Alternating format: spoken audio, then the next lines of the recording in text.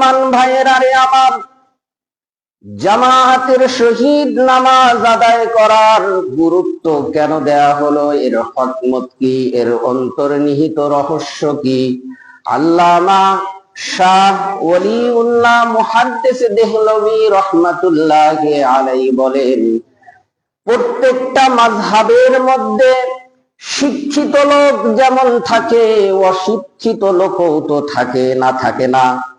প্রত্যেকটা ধর্মে শিক্ষিত লোকও থাকে, অশিক্ষিত লোকও থাকে, অর্ধ শিক্ষিত লোকও থাকে।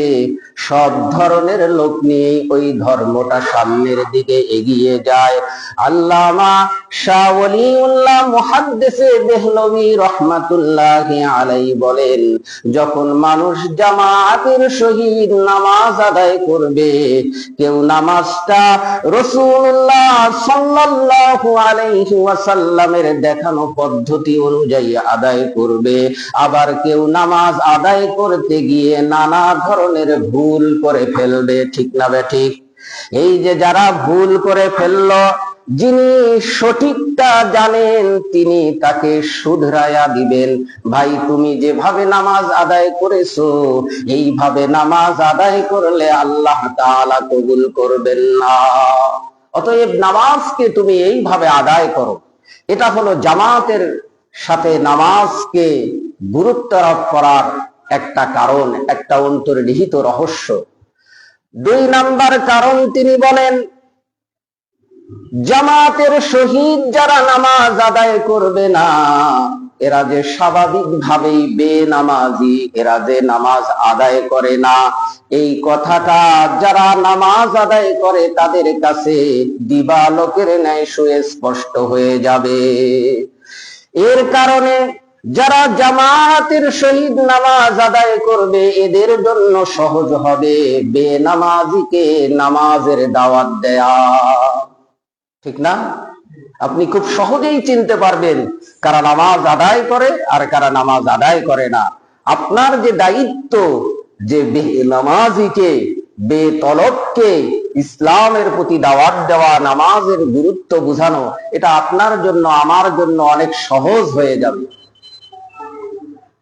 3 নাম্বার হিকমতের ব্যাপারে তিনি বলেন, 3 নাম্বার হিকমত হলো আমরা খুব গভীর ভাবে বোঝার চেষ্টা করি।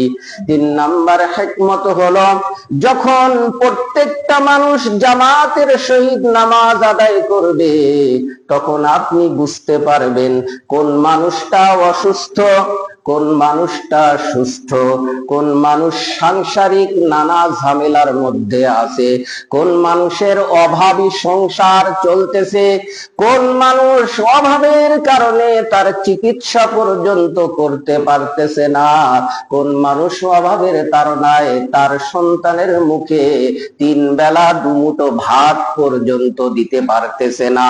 আপনি যখন এটা জানতে পারবেন, তখন আপনার ভিতরে আল্লাহ তাআলার দেয়া দায়িত্ব আপনাকে তাড়া করবে কিনা, যে এই ব্যক্তিটা অভাবী, তাহলে তাকে কিছু সাহায্য করতে হবে। এই ব্যক্তিটা অভাবী, তাহলে তাকে কিছু হাদিয়া দিতে হবে।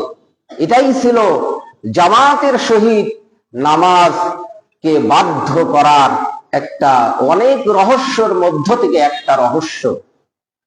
যদি সমাজের মানুষ যদি অনুধাবন করতে পারত যে জামাতের সহিত নামাজ আদায় করার এটাও একটা হিকমত, এটাও একটা অন্তর্নিহিত রহস্য, তাহলে কোনো মানুষকেই আপনার মসজিদে এসে এই কথা বলতে হতো না যে আমি মারাত্মক ধরনের অ্যাক্সিডেন্ট করেছি, আমার চিকিৎসা করার মতন ব্যবস্থা নাই, আমার এই যে এইরকম দুরবস্থা, এটা কাউকে বলতে হতো না। মানুষ যদি এটাকে অনুধাবন করতে পারত, তাহলে একটা মানুষের দুরবস্থা দেখার পরে নিজের পক্ষ থেকেই ওই ব্যক্তির সাহায্যে এগিয়ে আসতো। ঠিক না?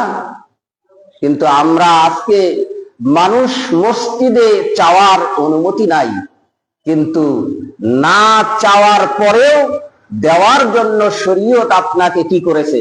উৎসাহিত করেছে। আজকে যখন আমরা আমাদের দায়িত্ব পালন করতেছি না, তখন ওই নিরুপায় মানুষগুলো নিজের লাজ লজ্জা শরমকে পিছনে ফেলে দিয়ে মসজিদে এতগুলো মানুষের সামনে দাঁড়িয়ে তিনি সাহায্য চাইতে বাধ্য হন। তো জামাতের সহিত নামাজ আদায় করার অন্তর্নিহিত রহস্য কি হতে পারে, এ ব্যাপারে আপনাদেরকে সংক্ষিপ্ত 3টি পয়েন্টে আমি আপনাদের সামনে আলোচনা করার চেষ্টা করলাম।